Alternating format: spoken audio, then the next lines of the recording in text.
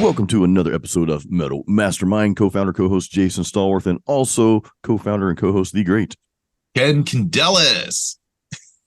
Dude. Another week. Here we go. What episode are we on? We're almost like climbing up to 30, I think. Almost. I think so. I think this might be 29 or 30. This might be 30, dude. I think this is the 30th episode of if we're wrong, of course, people will tell us. Dude, that's amazing. I love doing this podcast. It's so much fun. I feel so much more connected with the community. Thank you guys for listening. I think we've been enjoying every single minute of you guys giving feedback and just contributing to the Metal Mastermind podcast, and all of our guests that we've had and our sponsors. They've been a really, really awesome addition to Metal Mastermind. Yes. And thanks to our moderators on Discord as well. We've got Emily out there. She was just on a live YouTube that I was on a couple nights ago on my channel. So I appreciate everyone in the Discord community and just having you guys just share your knowledge with everyone. And I think that's Ken and I both believe that's what it's all about. It's about, if we attain knowledge, let's share that. Let's help each other out, and let's take it another level and let's encourage one another, which is what we're getting into today, guys. Ken and I want to talk to you about and talk to ourselves, because we all have the same challenges, right? It's not like Ken and I are sitting on this pedestal or these like cool chairs in the clouds or whatever, like we're these kings of, I don't know, I'm just making stuff up now, but we're just like you guys. We're just like you guys. All of you guys and girls, we share the same challenges, and we want to share the same successes as well. And one thing we're talking about is putting more of your focus on the things that you are naturally good at, right? And the things that you love. Oftentimes those go together, right? Those connect. So the things you love, well, you're naturally good at it, because you love it, right? Right. And you love it because you're good at it, vice versa. So those are the things I think that we really should focus more on, instead of everything else trying to do what one of my old bosses used to tell me this when I'd get frustrated. She's like, Jason, you're trying to boil the ocean. Quit trying to boil the ocean. And that has been something that stuck with me in my entrepreneurial journey here with Metal Mastermind, is stop trying to boil the ocean, man. Just, you're good at some stuff, right? Maybe it's one thing, maybe it's two things, maybe it's five things, but it's probably not 20. And the more focus you put into things that you're great at and that you love, well, the better you're going to get at those things. And that has a magical way of compounding, like, substantially, when you focus more on the things you're already good at and you already love, rather than trying to be, the jack of all trades type of thing. So, Ken, have you ever experienced yourself like trying to do like too much? You're great at this, you're great at this, but then you're trying to do this other stuff as well. Totally, man. Like everything that we do here in indie music. Yeah, pretty much, dude. Yeah. Yeah, it's just there are certain things that I know I really excel at, and most of the time I consider myself a bit of on the spectrum, right? So like my slight bit of autism has a way of just super focusing on certain things, and then I like go 110% and I get really good at it. That's kind of one of my things. So when I go into something like drumming, or I go into something like really nitpicking about like a mix or something like that, that's where that side of me really starts to shine. But when it's like then having to take that and do something completely different, like try to keep up with marketing, or, trying to expand into a different type of field, like, oh, now I'm going to learn about video games and stuff. It's like, maybe I shouldn't distract myself too much, like, let's keep my attention focused on the things that are at hand, important, that need me, because if they don't happen, nothing moves forward. So a lot of the time it's just eliminating the clutter, because you can do all these things. Doesn't mean you should, if you get what I mean. I love that. And I gotta do a quick plug here, guys, on Ken's drum skills. So obviously that's one of Ken's gifts. Dude, I'll never forget, man, seeing the video. Like, hearing it's one thing, hearing the drums. So real quick, guys, go to iTunes or Spotify, or don't stop, listen to the podcast first, but write this down somewhere. Just remember to go to whatever listening source that you use for your music. Look up Metal Mastermind. Okay, that's the band. Hey, we're a band too. And look up this song called "You Are Your Master." "You Are Your Master" by Metal Mastermind. You will hear Ken's phenomenal drumming, and we have a video out there on YouTube, so you'll see some of that. I kind of want to just put another video out there on Metal Mastermind of just your drumming. I think you have Thanks, the whole thing man. filmed.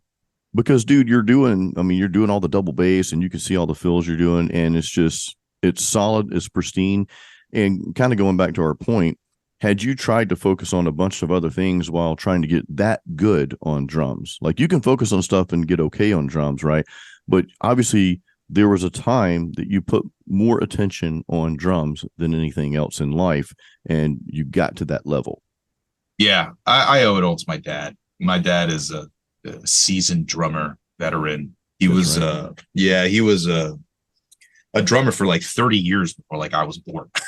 Man, he's a cool dude too, man. I love Thanks, man. Dad. He's such a cool dude. You got such a great family, dude. So I appreciate that. He's very how would you say sensitive to different styles and inflection in music. So I think what my dad really taught me very well was how to listen to groove, and how to interpret groove as a dance, because it's very much kind of like that. You have to swing, you have to lay into the pocket, right? It's all a dance. And if you look at a really good dancer visually, all their gesture movements are in rhythmic time. So it's like you're mastering the art of movement in time. And, I think drummers make for great dancers in this case, although I am a horrible dancer from my core because I'm too tall. That's why you're a metalhead. And Yeah. so I'll sit down on the kip and just like bang away for you, but that's fine. I'm not going to do ahead and perform and dance. I can't hold balance for shoot.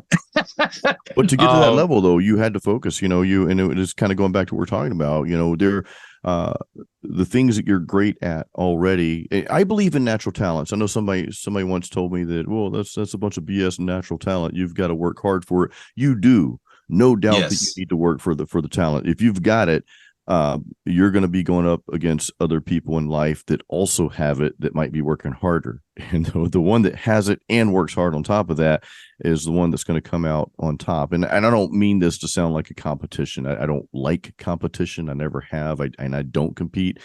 But let me put it in this term, I guess. If you want to be the best you can possibly be and be your own authentic and original, unique self in whatever you're doing, and you're already good at this thing, you've got a knack for it, it just makes sense to get even better at that. And I want to clarify, Ken, and we're on the same page here. I know it doesn't mean that you shouldn't do other things. It doesn't mean that you should discard everything else. But, there are some things that you just don't want to do. Maybe it's best to have someone else do that. Ken, you were talking about you love certain aspects of Metal Mastermind, but there are certain aspects that you don't care for. And me, I'm on the same page as well. There are certain parts of business, of running the business, I just don't like. I'm not a numbers guy. So, somebody else will be doing the accounting. I hate accounting. I hate financial stuff. I just don't like any of that stuff. I just want to focus on, making music, putting out content, making the courses and that sort of thing. So I'm not going to try to become an expert in that because I don't like it. I don't really want to have much of anything to do with it. I just want to know that everything is okay. And then if I want to go eat a steak or something like that at El Puerto, the awesome Argentinian place in Ybor City, that I can do that. Dude. It's so good, El dude. Puerto. Yeah, I remember we took you there. Yep. But I just want to know, but I don't need to really know all the details. Some people say that's not smart. And I'm using accounting as one example of thousands of examples. There are just certain things I don't like to do. I need some screens replaced on our patio, we've got the pool, we got the patio, and there are some top screens that need to be replaced. I'm not getting up there to do that. I'm going to hire an expert, someone that does that on a daily basis to handle that. because I don't want to do it. So I'm not going to do it. Right. Makes sense, man. You gotta allocate your time accordingly. And Yeah. again, it's like just because you can doesn't mean you should. You got other things that you got to take care of. There's a priority list and you got to address them. All that stuff is super important to like understand. I think sometimes we have a hard time of letting go. And I'm just speaking this from personal experience, like being the mad composer of my, epic cinematic metal project is like it's very hard to let go of certain things because you want to oversee and you want to quality control and do all this stuff, but then at the same token there's certain things that you're just better off allowing somebody to take over.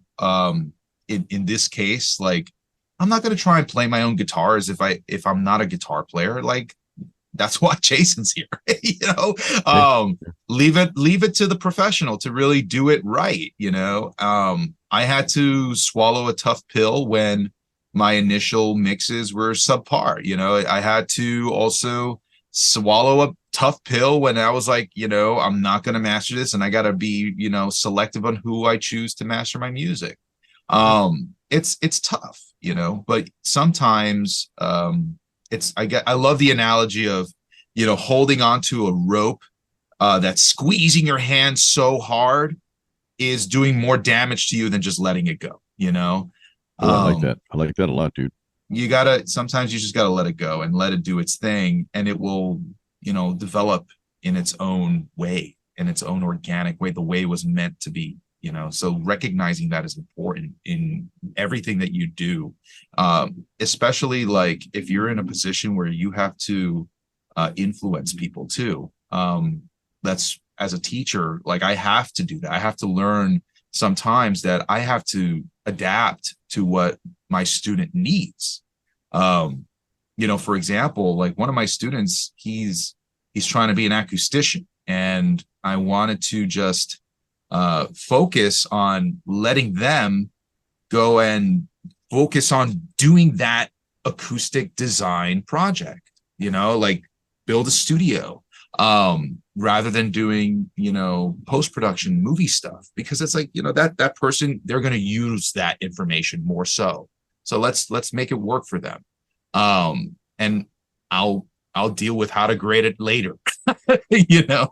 So I think it's important that we recognize those things and the limitations and what people are good at. And if you're working with others, learning how to emphasize and show them that this is what they should, put their energy towards. I like that a lot, dude. Yeah. I think growing up too, we sort of do our children a disservice by you've got to learn this, that. I mean, there are some fundamentals. I mean, you want to know the English language or whatever country you live in. You want to know that language and be proficient in that. You want to be proficient at basic mathematics. You want to learn a little bit about this, that, and the other. But I think sometimes we push people, not only kids, but adults too. We push people into these little corners where you have to be a certain way and you must learn this. And what happens is their natural talent to do something else is kind of just like swept under the rug, is hidden, and they're not able to venture out and do that because they think they have to be a certain way, and I want all of you guys to understand that no matter where you're at in your life right now, you may be at a job you don't like, or maybe you're pursuing something, but you're not quite at that level you want to be at yet. Hey, we get that. We totally understand that. But I want you to know right now that you can do the thing that you want to do with your life. Okay. This doesn't mean that you're going to be famous or be a millionaire or whatever. And there's nothing wrong with that. Hey, if that's the goal, if that's part of the goal, then I say go for it. We do need more millionaires in the world doing great things, right?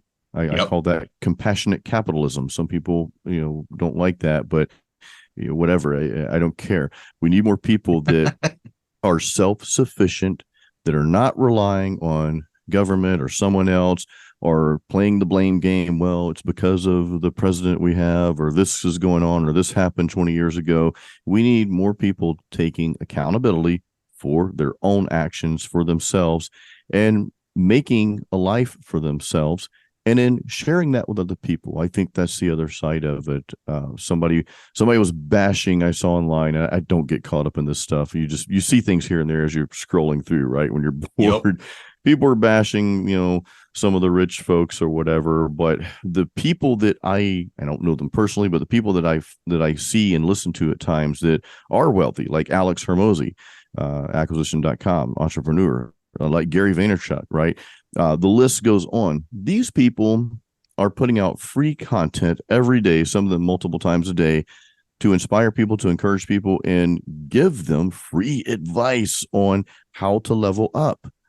So we can't sit here and blame, everything else or whoever the president is, or it doesn't really matter, right? You can't point the finger at anyone but yourself if you're not where you want to be in life. You have to Yeah. take accountability. And we just kind of went off on a completely different topic here, but I think it's important though to bring this up when we're talking about focusing on the thing that you love and the things that you're good at naturally, and build on those, because each and every one of you listening right now, you have it. I mean, you're all musicians listening to this.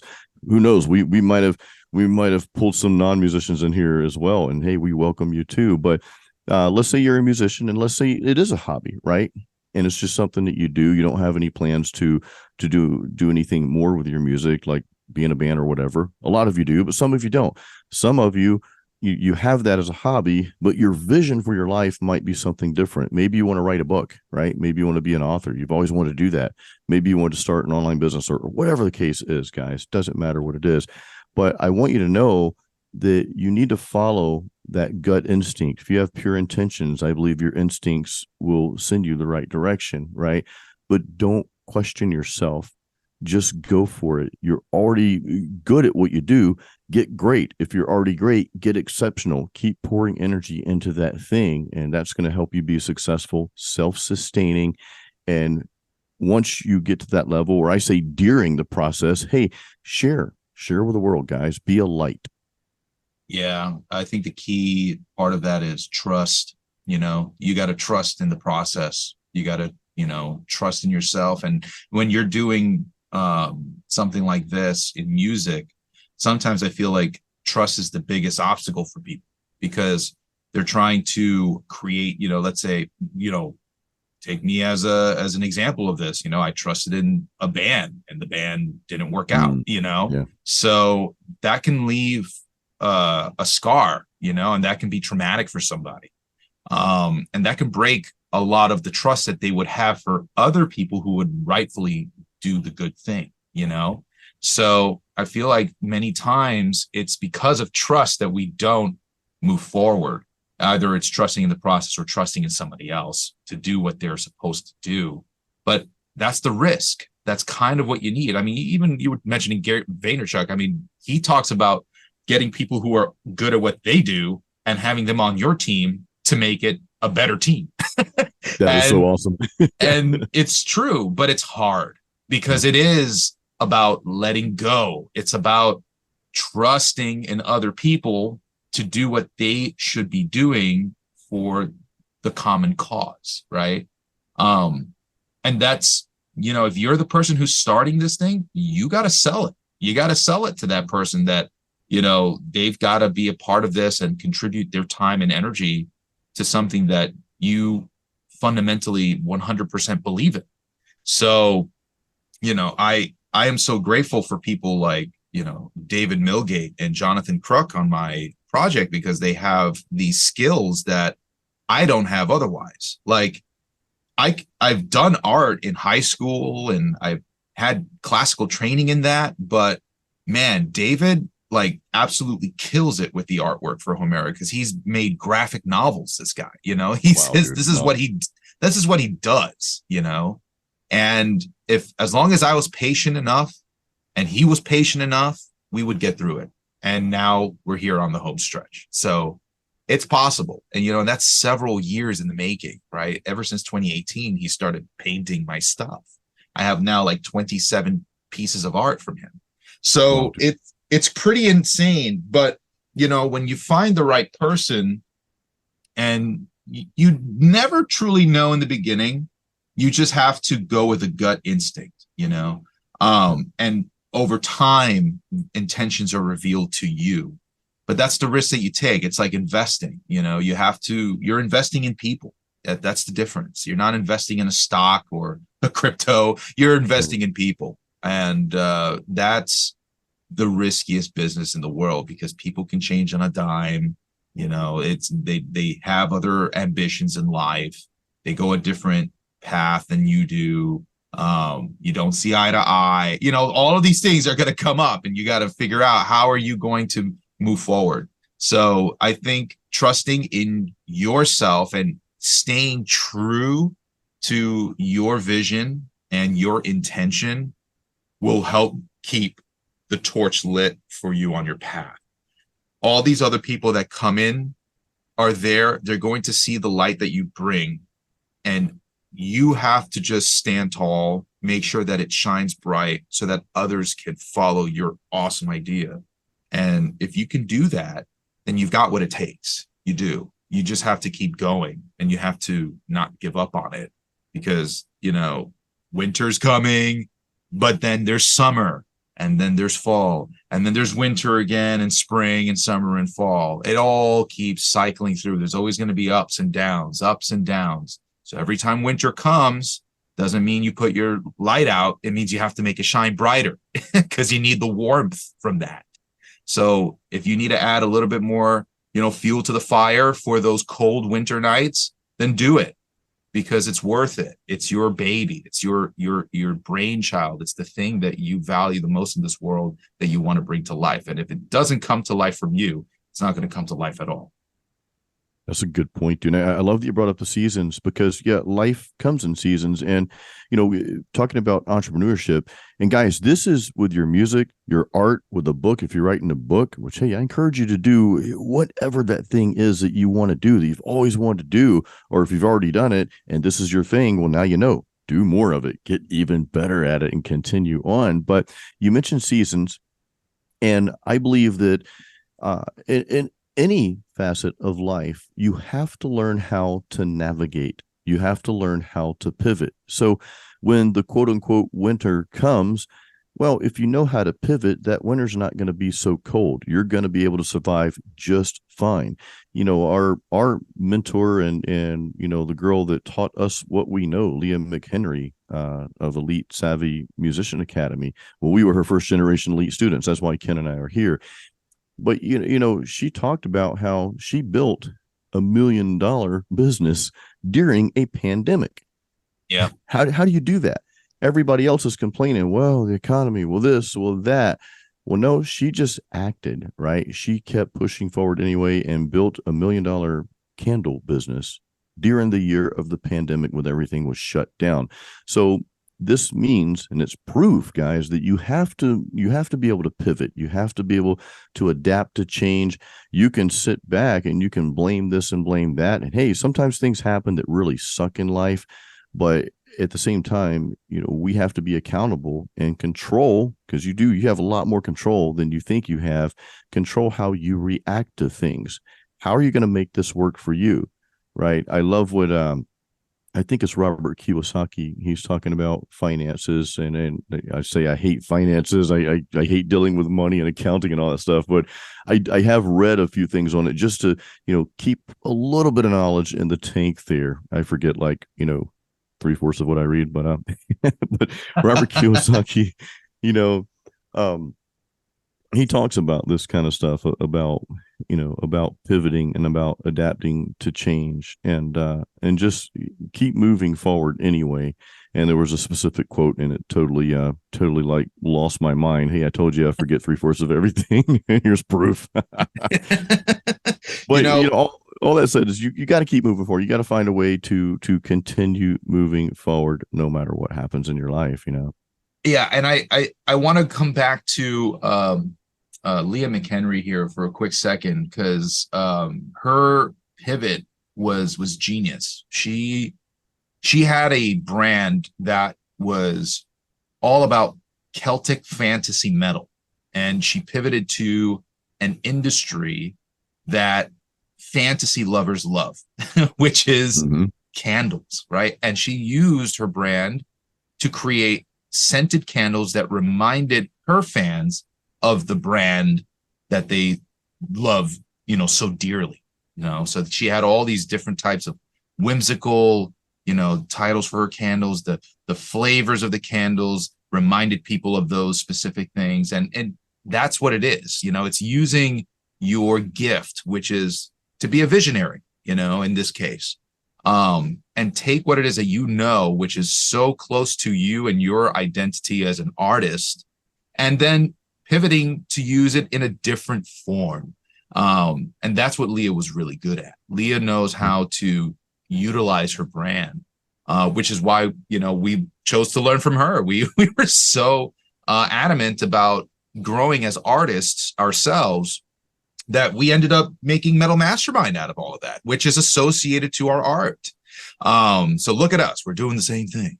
We're doing the same thing. And by the way, check her music out too, guys. Leah is spelled Leah, and that's just her band's name. She's a solo artist, Leah. And she's out there. She's got some really good music.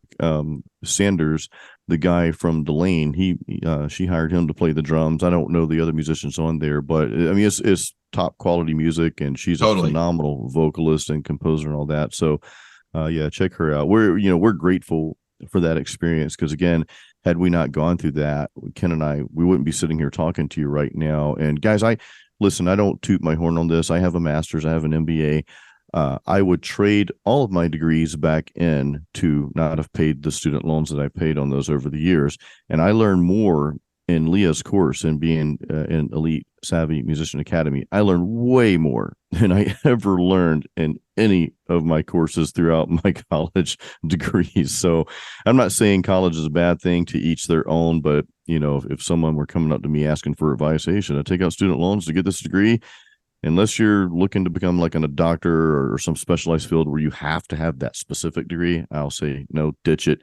There's way too much stuff out there that you can get online that's better suited for being successful, in my opinion. But anyway, we wouldn't be sitting here right now without Leah's course. We wouldn't. And I think it's honestly a good thing that you said what you said, because I kind of look at anything that has to do with something like this, where you're an independent musician trying to market yourself, right? Let's just take this example.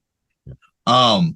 It's very much like analog gear in a studio, where why do we like analog? Oh, because analog brings a flavor of imperfection that sounds beautiful, right? Yes. Because, well, why does it do that? Well, guess what? Because every time you run through analog, that's the one and only time that it sounds like that. It's unique every single time, because electricity changes, maybe some of the gear that's inside it had a different, humidity level that day. And so it responds a different way this time, or whatever. It's every time you run through analog. The point being is it's always different. That's why if you do a recall on an analog mix, be prepared that there's going to be some slight change, because inherently that's what comes out of it. So when we're talking about, how do we, market and use, methods and strategies? Well, guess what? The strategies that Leah used can have in principle the same effect if we apply them, but we apply them in our own way. That's the same thing as running an analog. It's always different every time it's run through it. So you, as a different person with a different background, with a different history of, working in the music industry and a different skill set and all this kind of stuff, it's going to change in the method of how you execute that plan.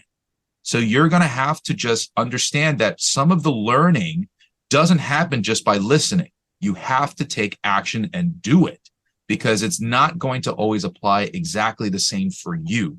You still have to figure out that missing piece that makes it work for you. And that's something that a lot of people don't really get, because they look at it and they say, okay, it's like A, B, C, D, E, F, G. But guess what? This isn't the Matrix. This isn't a simulation where we have to, or at least I don't know. We don't have the ability of just recreating one for one every single time, because there's a time and place. We're still moving forward in time, right? We're not at the same moment when certain other people did it. So we got to adapt to our current situation. It's like analog. I'm so glad you went on that, because that's so powerful, dude. People will follow someone and do everything that person says to do, but won't have the same success rate. And it has little to do with what they've learned, but it's how they're implementing it. You could take the most successful person in the world, and you could follow their step-by-step formula and do every single thing they did in their life and do it to the T, and still not get the same results or anywhere near it. And Ken, is the whole analog concept is what you just said. The beauty of analog as well, and this is a very beautiful thing, is that it captures that moment in time that will never be the same ever again. Yep. This is another reason why I want to encourage all of you listening right now to stop overthinking. We're good at that. I think a lot of us are good at that. We're writing lyrics, we're writing a riff or whatever. You're pursuing something, whatever that may be, and we start overthinking and we start questioning ourselves. It doesn't mean that you don't need to polish things up here and there, right? But when you overthink to the point that you don't take action, right? The whole paralysis by analysis, over analysis. Well, that's a real thing, guys. So this is why it's so important to take what you've learned, even in our courses, like my guitar courses, Ken, your theory course. You guys know our songwriting course. By the way, plug metalmastermind.com. Check out our courses, guys. We have a lot of cool courses out there for you guys: guitar, bass, production, theory, all the good stuff. Ken, you've actually got how to build a freaking pro studio, like, way above my head, man, talking about mathematical stuff and all the stuff I don't understand. But for you geeks out there, and that's studio producer, I'm sorry, studio designer, right? Metal studio designer. That's the course you want to get, but because you go through all the like details, dude. So really, really good if you want to nerd out on that type of thing in your home studio. But yeah, even with our courses, guys, you still have to implement them in a way that suits your needs and the time that you're going through this. Ken and we came up with this one very short philosophy for Metal Mastermind, and that is what? Create your own sound. Okay. Create your own style. Go for that. So you can learn. And I read books. Probably about every day I'm in some book, right? Because your reading is something I didn't do a lot of when I was younger. So I guess I'm trying to catch up now. But I'm always learning. I want to keep learning. Books are great. You might get a few gold nuggets out of that book that just change your life, that change the course of your actions and Absolutely. make things better for you. But it's all in how you implement. You take the information, but implement it in your own way.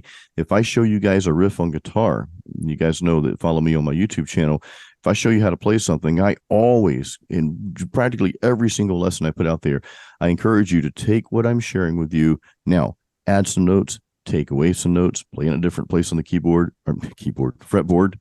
I'm all over the place today. I'm thinking about this real cool song I heard the other day had keys in it. I'm like, oh, that's cool. But anyway, so take that though, make it your own. That's what we're all about here.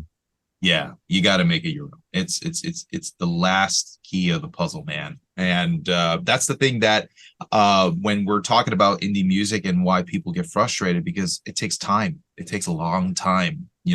I keep telling people, you want to do indie music, you don't want to go to a label. Okay, expect, any sort of movement to happen when you're like 10 years deep, because you got to build it. Honestly, you have to build it from the ground up. And if you know all the ins and outs of your castle, you'll stand the weathered storm. You will make it through it, but you have to go through the muddy days without a roof, and it's gonna have to happen for you that way. You gotta have to trudge through the dirt to make it happen. But like Andrew Carnegie says, you don't go in looking for dirt, you go in looking for gold. And every time you find that gold nugget, it adds value to your life. So I like to do similar things too. I even as an audio professional, I'm still always looking at other ways of how people are approaching mixes, or different types of sound design, or somebody knows more about working in Dolby Atmos than I do, so I seek to learn. These are all the things that you need to do to stay hungry, to stay open, and also ambitious for everything that you want to make happen in whatever it is that you do. If you wanted, if you're like me, who is an audio geek, and you're like, dude, I want to try Atmos. Okay, yeah, go do it. I mean, it's going to be fun. It's going to cost money, but if you really care about like high fidelity audio and you want this new immersive sound, you have to put your money where your mouth is, and you got to invest in it. You got to do the work. You got to do the research and find out how it works best for your studio and all these sorts of things. We could attribute this concept to so many things in life. That's why I love it, because it's so universal. But yeah, here at Metal Mastermind, it's nothing without action. So creating your own sound, you're never going to do that if you don't implement all the activities and the exercises and all the learning requirements to get to a point where you can do something like that. Metal Songwriters Forge, we talk about it all the time on this channel, because Metal Songwriters Forge is there to help inspire you, to give you a path. It's not a way to tell you how to write a song. It's how to think about maybe writing a song, because everything that you write is always going to be your own way of doing things. And that's great. That's the thing that makes you you. So if you're looking for solutions on, okay, well, I'm having trouble with this part. Okay, well, here's a method maybe that can, overcome that writer's block for you. That's what Songwriters Forge is about. It's not about how to write a song. It's how to use the tools of writing a song to overcome the challenges that you have in your own uniqueness. That's it. It's exactly what we teach here, man. We want to encourage you guys to, again, create your own sound. By the way, guys, head over to metalmastermind.com if you haven't seen our courses. We've got a growing library of courses. Ken and I, we put every ounce of effort we possibly can into our courses. And then, of course, we've got some other creators that have courses on our platform. We help them as well as they're creating to come up with the absolute best value that we can give you. Like Alfred Potter, he's got the Sweep Picking Master course. We've got Metal Bass Master coming, by the way, from Rich Gray, the bass player for Annihilator, and what's his other band, Ken? I think Anzen. Anzen, that's right. Phenomenal bass player. He laid the tracks for Siren's latest album, A Mercenary's Fate. And I know those guys really well. And I got the opportunity to hear his bass tracks raw. I'm like, whoa, who is this dude? So I'm like, we got to reach out to this guy. So he agreed to do the course, but that's coming out soon. I'm working on a lead guitar course for you guys, and we got a lot more stuff coming down the pipe. But, we always end, or we don't always end this way. We just started this, our song of the week, Ken. Dude, what is your song of the week? So I've actually been listening to this band called Haken. Or Haken. I think it's Haken. Haken. Okay. They're definitely European. They may be from the UK. But their album Aquarius is very, very cool. My fiance Elizabeth, she came to me with this because she loves Between the Buried and Me, and she was like, "You got to check this stuff out." And I was like, "Whoa, this is actually really cool." So yeah, that's my choice for the week. Aquarius by Haken. Check it out. Awesome, dude. Awesome. I will definitely listen to that, because I don't think I've listened to them yet. So I'm gonna have to plug that in the gym tomorrow, dude. That's awesome. What about you? King's X. I love King's X. I've loved them for so long. And I know they're not really metal. Back in the day, if it had the sort of guitars, people just called it heavy metal. Oh, it's heavy metal. But King's X just came out this year. This is kind of a combination of their prior years or early years. Is called In the New Age, The Atlantic Recordings, 1988 through 1995. So I believe it's all the albums, man, on this one album from that era. And there's a particular song which is off the Dogman album, but it's on this compilation too, called Cigarettes. Just a really cool groove. You'll have to go into the lyrics. It's pretty deep. It's kind of sad, but just a really cool groove. I love Ty's guitar playing, Ty Tabor. Just some excellent, just very tasteful, and he does a lot of like really spacey and ambient stuff on this song. And Ken and I, you and I were talking earlier. I love Doug Pinnick. if I could have a voice, like if you told me, Jason, you can pick any voice in the world to have, it would probably be his, or he'd be in the top, the top probably 3 anyway for me. But I love his voice. It's soulful. It's got this raw rock and roll sound to it, but it's very soulful at the same time. And he has a phenomenal bass tone, because he plays bass and sings, just a phenomenal singer, musician, and songwriter. So yeah, that's Yo, my tune of the week. if I had to choose like a singer that I idolize for their tone, I think it would be Warrell Dane from Nevermore. Okay, yeah, I get that. I love his, and I think he comes from like an operatic background too. So, and it's apparent when you hear him, boy, he does like the vibrato. He's got the technique to do it. But he's just so metal about it. I love it. Yeah, I did. Jeff Loomis, man. That's where I discovered Jeff. Many people discovered Jeff Loomis from there. Of course, Jeff Loomis is with Arch Enemy now, which I love that band too. I saw Arch Enemy live. Saw that was I can't remember what year, but it's been several years now. So, all great stuff. Loomis is his solo project with Miles of Machines, I think, was such an awesome like guitar solo album. I mean, like check it out if you haven't heard that. Yeah, if you like the virtuoso stuff, he's definitely one to check out for the solo work there. Good stuff. Well, guys, thank you for listening in. We appreciate you. Hey, don't forget to check out metalmastermind.com. Check out our courses we have out there for you. And again, we appreciate the support you give us. Until next time, as always, create your own sound.